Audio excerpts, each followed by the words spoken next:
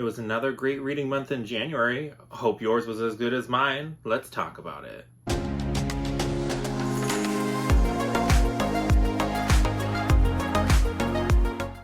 Hi guys, welcome back, bienvenue, and all that jazz. It's time to talk about books. Today I'm going to be talking about all of the books that I managed to squeeze in the month of January. So before we jump into like the specific books and details and things like that, let's go over kind of general thoughts of how my reading month went and some stats. So since I've started kind of keeping track more of my ratings and things like that, this is my highest rated month that I've had yet. And I did manage to read 9 books. And of those books, 3 of them were 3.75 stars, 1 was 4 stars, 2 were 4.25 stars, and 3 were 5-star reads, for an average score of 4.31 stars. Which, I don't know about you, but like, I am over the moon with that. That means that I picked up and really enjoyed everything that I read this month. And what more could you ask for in that book lover life? Am I right? So let's just kind of go through it. I did also read 5 graphic novels, but I'll touch on those at the very end after I go over the books themselves. The books are really in no particular order until the last book that I talk about is my favorite book of the month. And so look for that when we get there. So the first book that I'm going to be talking about, or I guess the first 2 books I'll talk about, are books 2 and 3 in the Winternight Trilogy by Katherine Arden. So that's The Girl in the Tower and The Winter of the Witch, both of which were 5-star reads for me. This series is seriously a new favorite of mine. It gave me all of those wintry vibes that I didn't know that I needed. So I don't know if you know this, but I do live in Southern California, and so to most people that seems like, oh, paradise, it's like always 60 degrees and sunny. But also that does weird things to your mind when you realize, like, every time I step outside, it looks exactly the same. Like, exactly. Like, mind-warpingly exactly the same. So telling one day from another, one season from another, it's just like, does not exist. The limit does not exist. So I decided last year in like the spooky season that to give myself some of those more like seasonal vibes, I would start kind of reading books that kind of match the season when it's like a particularly vibey season. So then I decided that for this winter, I was like, oh, maybe I'll read the Winternight Trilogy. I've kind of heard about it off and on, but like, I don't know. It sounds like it might be interesting. It might not be. And I ended up just falling in love with it. Each book is quite different in the series. So I would say book 1 is really this very magical adult type fairy tale with some actual like creepy horror elements. Whereas book 2, I don't really want to give away like the trope that it uses because I feel like that might be a little bit spoilery, but like it's much more, it starts as like a traveling story, and then there's like some city politics, and then like the last half of the book takes place in one night, shall we say. And then in book 3, you really get a deepening of the lore, and it actually spans into an actual battle and war. And one thing that I really appreciate that Katherine Arden does is she is very well researched on this particular time period in history. So I didn't realize it when I first jumped into these books, but these are much more actually like historical fantasy, I would say. They take real events and real people from Russian history and blend them with folklore to make this magical combination that just feels like a legit fairy tale, but very much adult. So like there are things that happen that like I don't think you want your kids reading, but you should definitely check it out. It's basically the story of this girl, Vasia Petrovna, and she can see the spirits of folklore and legend, and people think that she's a witch. And basically, you get to find out more about her powers and her family history and what these folklore beings mean. And you see this clashing of Christianity with the ancient myths. And Katherine Arden actually does a very good job of never painting either religion as good or bad. She kind of just shows how people within those religions can manipulate or use or do whatever or be wonderful people. Like, she never really stands strongly one way or the other about religion. And then I will say that book 3 was by far my favorite. I really enjoyed the deepening of the lore and all of that kinds of stuff. And it starts off with like a heart-wrenching, heartbreaking, like, Katherine Arden, you're a monster. Like, okay, you. that was rude that you did it at the start of the book. But I don't want to give too many thoughts because it will be kind of spoilery, and I'm also going to be doing a live show at the end of the month with Evie. I'll link her channel down below. And so if you've read these books and you want to hear more spoiler-filled thoughts, I'll be sharing them there at that live show. Up next, after the Winternight Trilogy, I needed something a little bit more uplifting. So I got this arc of a middle grade novel called Marco Swift and The Mirror of Souls by D.E. Cunningham. I hadn't really heard anything about it. I saw the cover and it just looked super cute and super fun. And so I was like, well, maybe I'll check that out. So it's basically, the story starts off where this boy has lost his father and his mom is moving him and his sister in with their relatives in Italy. And they run this kind of vineyard place, and overlooking this vineyard town where his Italian family lives is this mysterious castle with kind of legends about it, shall we say. And when he goes to investigate this castle, it's basically a portal fantasy. He gets transported through the mirror, hence the name, and is basically trying to save his mom from the other side. So I will say that I did appreciate that it kind of showed a realistic look at how kids deal with things like loss of a parent, the anger, the kind of irrational behavior, and I did appreciate some of that stuff. There were some themes that I did not love, like his mom is shown to be manic depressive, and there were hints of, well, you can save her using magic from this horrible mental illness. Like, I didn't love that it like basically was setting up the main character to save his mom's mental state. Like, I feel like if you're reading this as a kid and you think that that's what you have to do for your parents, that's not true. Like, their mental health and mental state has nothing to do with you. Like, you're a child. Once I got past like that initial like, oh, like I did not love like, oh, like that trope or theme or whatever was just like, no ma'am, like that is not the tea. Like, we do not need to be showing kids that they need to save their parents. Like, no. But beyond that, it is a very cute story. You get kind of Del Toro questy vibes where he's going to find these different pieces to build this magical sword to save the world. It's nothing groundbreaking. I mean, it's a middle grade, but it's not like the most moving middle grade I've ever read. It was just a good time and what I needed after the Winternight Trilogy, and I gave it 3.75 stars. It was a good time.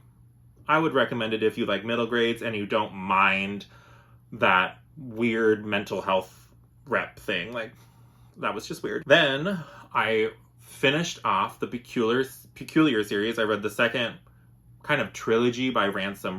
So that's A Map of Days, The Conference of the Birds, and The Desolations of Devil's Acre. And it was still a really good time. They ranged from 4 to 4.25 stars. And it was just fun. So if you don't know anything about Miss Peregrine's Home for Peculiar Children, I like to describe it basically as, imagine Tim Burton wrote, produced, and directed X-Men. So there are these different children who have these different peculiar abilities, ranging from levitation to invisibility to summoning fire to, if you rip off your thumb and crush it into dust, you can use it to heal people. Like, it's very Tim Burton does X-Men and took liberties with their powers. There's one kid who can like take hearts from animals and things or dead people and reanimate the dead. Like, there's some creepy powers, but I just have such a good time with this series. I will say I did enjoy the first trilogy more, and when I started the second trilogy, I got through the first like 2 books and I was getting to the 3rd book and I was very much like, did you really need this follow-up trilogy? But then I will say, when I got to the very end of the 3rd book, it all tied together so wonderfully. Like, that ending was so heartwarming and everything that I did not know that I needed. And I am very happy that I did carry on with the 3rd trilogy. It was also interesting because in the first trilogy, you're mainly seeing the European peculiars and things like that. And then in the second trilogy, you get to see the American peculiars, and it is a very different feeling and vibe to what is going on in America.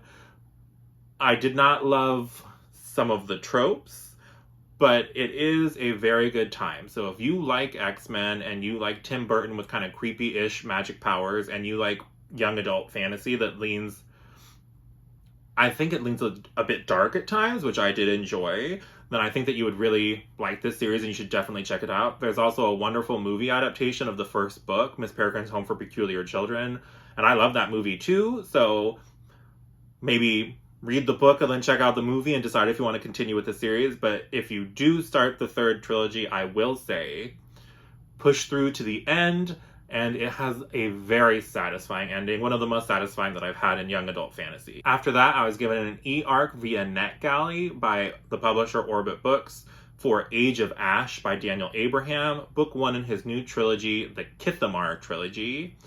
And I think this suffered from being not totally what I expected, and I am so sorry. It's kind of chilly here today, so like the heater just turned on, and I apologize, but I also don't want to be cold, so. But anyways, it's a start to a new fantasy trilogy that he just began. He is most well known for his work on the Expanse series as one half of that author duo that wrote that series.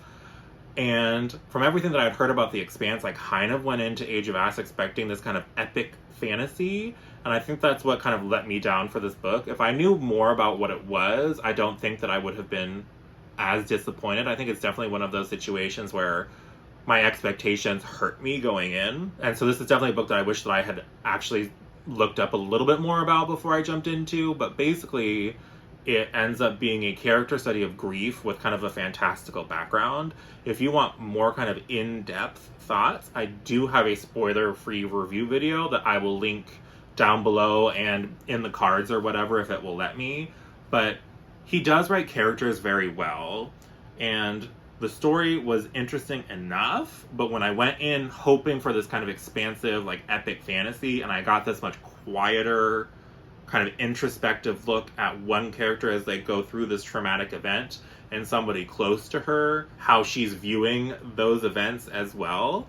And so if I had known that going in, I probably would have enjoyed it more. So just know that going in. It is a much slower paced, character-driven study of grief. It's really not this, like, expansive world. It's not this expansive magic. You barely get any little, like, sprinkles of magic here and there.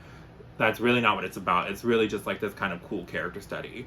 And I do hear that Daniel Abraham's payoffs are always worth it, so I will continue on with the next book, but we'll see. Because I have heard that this trilogy actually all takes place over, like, the same year in the same city, and you just get, like, different perspectives on what was happening, and I don't know that that appeals to me super well, but I will definitely still check it out. So Age of Ash was a 3.75 star read for me. It was good. It wasn't great. It was not a new favorite, but it wasn't bad. Like, I could definitely tell that he is a wonderful writer and he writes great characters. It was just not the story that I was hoping for going into it. Then I continued my journey through the Wheel of Time. I finished book 11, The Knife of Dreams by Mr. Robert Jordan, the final book that he wrote. The last 3 books are all written posthumously by Brandon Sanderson using Robert Jordan's notes. So I will say that my love of the Wheel of Time was super strong for the first, like, 5 or 6 books. I was loving everything about it. Then it started slowing down, and then I hit the slog, and it really kind of drained me a little for my love of the Wheel of Time.